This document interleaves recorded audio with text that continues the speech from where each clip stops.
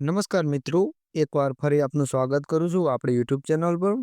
આજે આપણે એક નવા ટોપિક વિશે રજૂઆત કરવાની છે, જે આવનારી એક્ઝામની અંદર 1 થી 2 માર્કની અંદર કમ્પલસરી આ ટોપિકના પ્રશ્ન હોય જ છે। તો વિડીયોને સ્કીપ ન કરતા અને વિડીયોને શાંતિપૂર્વક નિહાળજો। તો આજે આપણે ઘન કચરાનું વ્યવસ્થાપન એટલે કે મેનેજમેન્ટ, આપણે ઘન કચરો જે હોય એનું મેનેજમેન્ટ કઈ રીતના કરી શકીએ તેના વિશે વાત કરવાની છે। તો વિડીયોને આગળ વધારતા કે ઘન કચરો જેના ઉત્પાદનના સ્ત્રોતો કયા કયા છે, એટલે કે ઘન કચરો કયા કયા રીતનો હોઈ શકે છે।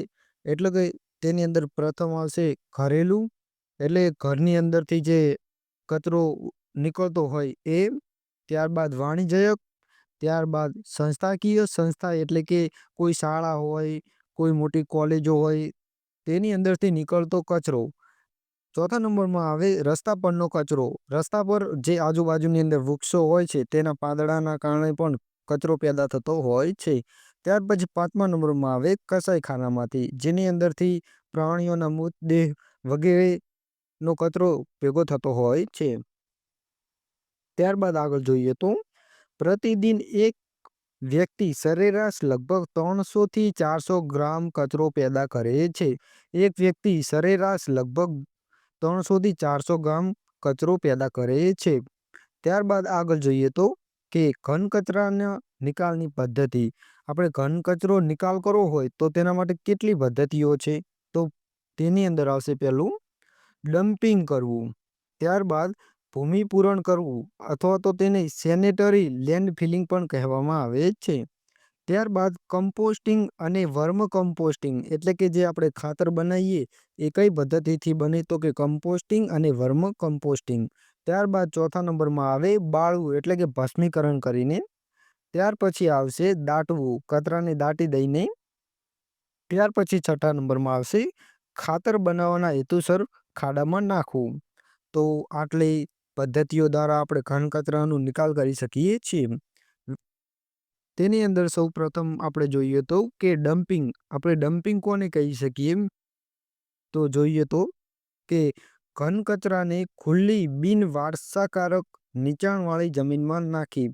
જે કચરો આપણે હોય એ એકદમ ખુલ્લી જગ્યા હશે, જે બિન વપરાશકારક હશે અને નીચાણવાળી જમીન હશે, જેની અંદર આપણે કચરાને નાખવાનું રહેશે।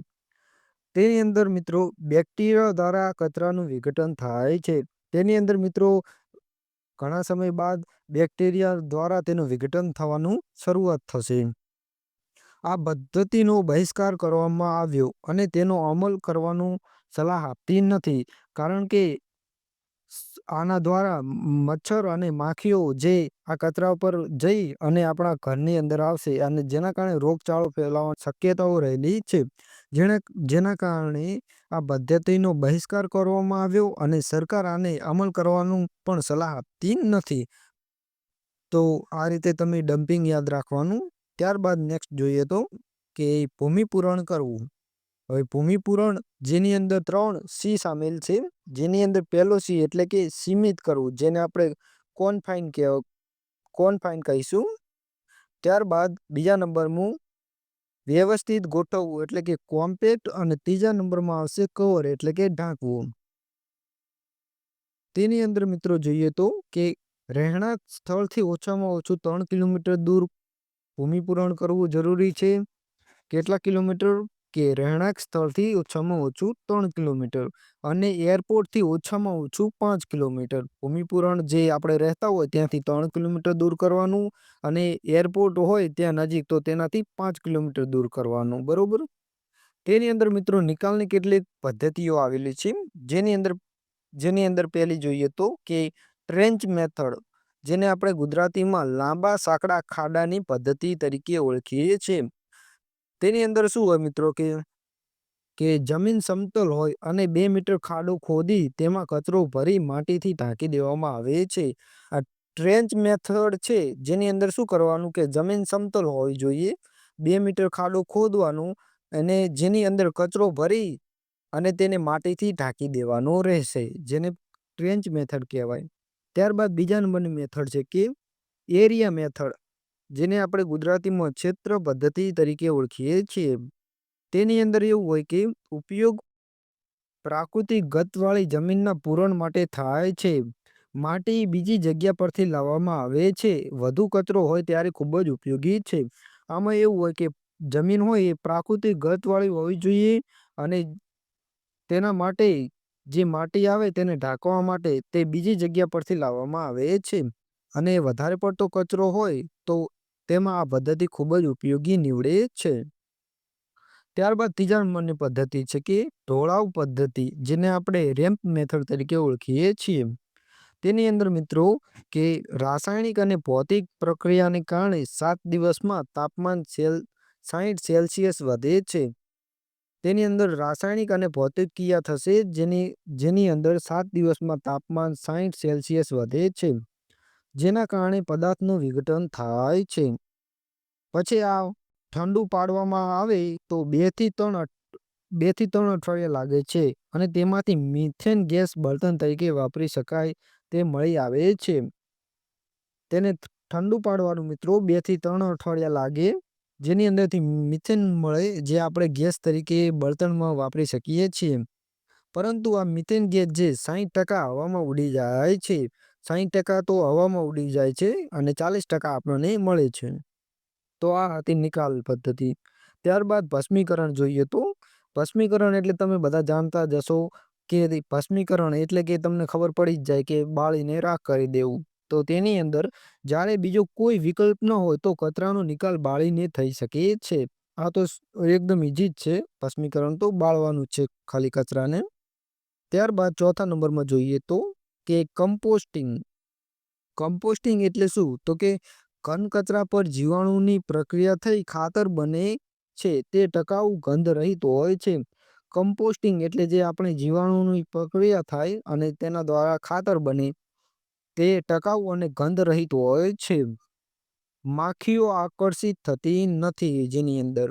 અને જીવાણુના લીધે થર્મોફિલિક એટલે કે 45 થી 65 સેલ્સિયસ તાપમાન તબક્કામાંથી પસાર થતું જૈવિક પદાર્થોનું ઝડપી બાયો ઓક્સિડેશન થાય છે. પછી ઓછી માત્રામાં નાઇટ્રેટ અને ફોસ્ફેટ મળે છે. કમ્પોસ્ટિંગમાં શું ઓછી માત્રામાં મળે? તો કે નાઇટ્રેટ અને ફોસ્ફેટ. ત્યારબાદ કમ્પોસ્ટિંગની અંદર 2 પ્રક્રિયા થાય, એક કે એરોબિક અને બીજી કે એનારોબિક. કઈ 2 પ્રક્રિયા થાય? તો કે એક એરોબિક અને બીજી એનએરોબિક. 2 પદ્ધતિ તેની અંદર થતી હોય છે.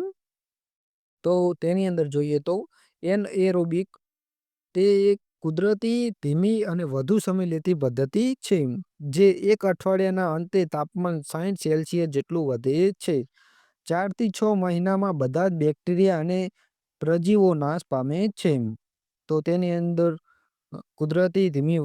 કુદરતી, ધીમી અને વધુ સમય લે છે. 1 અઠવાડિયામાં તાપમાન 60 સેલ્સિયસ જેટલું વધે છે અને 4 થી 6 મહિનામાં બેક્ટેરિયા અને પ્રજીવો નાશ પામે છે. ત્યારબાદ એરોબિક પદ્ધતિ તો તે ખૂબ જ ઝડપી, યાંત્રિક અને ક્ષેપક છે. કચરો બંધ સાધનમાં રાખવામાં આવે છે. આખી પ્રક્રિયા 5 અઠવાડિયામાં પૂર્ણ થાય છે અને તેની અંદર માખીના લાર્વા, બેક્ટેરિયા અને પ્રજીવના ઈંડાનો નાશ થાય છે. તો આ હતી આપણી કમ્પોસ્ટિંગ. તેની અંદર આપણે જોયું એનએરોબિક અને એરોબિક પદ્ધતિ. ત્યારબાદ જોઈએ તો કે વર્મ કમ્પોસ્ટિંગ. હવે તમને ખબર જ હશે કે આ તો વર્મ કમ્પોસ્ટિંગ આવે એટલે અળસિયાઓ તો એની અંદર આવતા જ હશે. તો તે જમીનને ફળદ્રુપ બનાવવામાં ઉપયોગી છે. અળસિયા તેમાં એરેશન એજન્ટ તરીકે વપરાય છે. પાણીનો પુષ્કળ ઉપયોગ થાય છે. તો આની અંદર મિત્રો જોઈએ તો કે ખૂબ જમીન હોય ફળદ્રુપ બનાવે અળસિયા હોય અને એની અંદર પાણીનો પુષ્કળ પ્રમાણમાં ઉપયોગ થાય છે. અંતિમ ઉત્પાદન જૈવિક ખાતર છે. ત્યારબાદ 6થા નંબરની પદ્ધતિ છે કે દાટવું.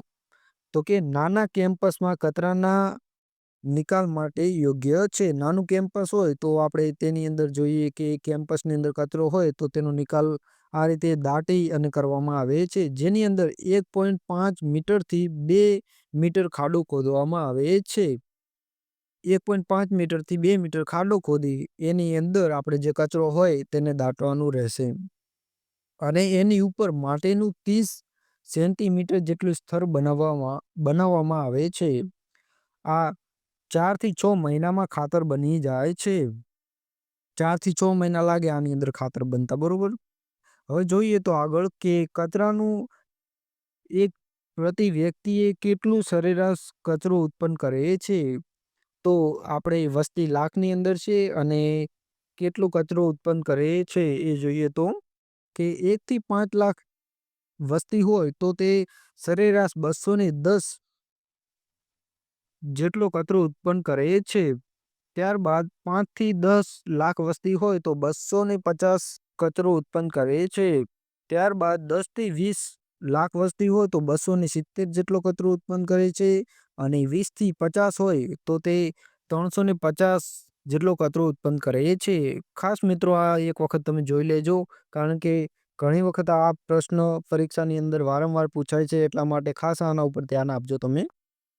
ત્યારબાદ જોઈએ તો કે સામાન્ય રીતે ઉત્પન્ન થતા કચરાનું પ્રમાણ 0.2 થી 0.6 કિગા પ્રતિ વ્યક્તિ પ્રતિદિન જોવા મળે છે.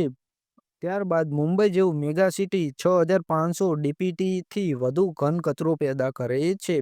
તો આ હતા મિત્રો આપણે ઘન કચરાનું વ્યવસ્થાપન એટલે કે મેનેજમેન્ટ.